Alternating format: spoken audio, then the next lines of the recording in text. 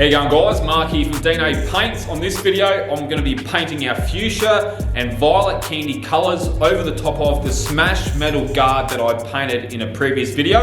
If you haven't seen that, there'll be a link in your top right hand side of the screen. Go check that video out.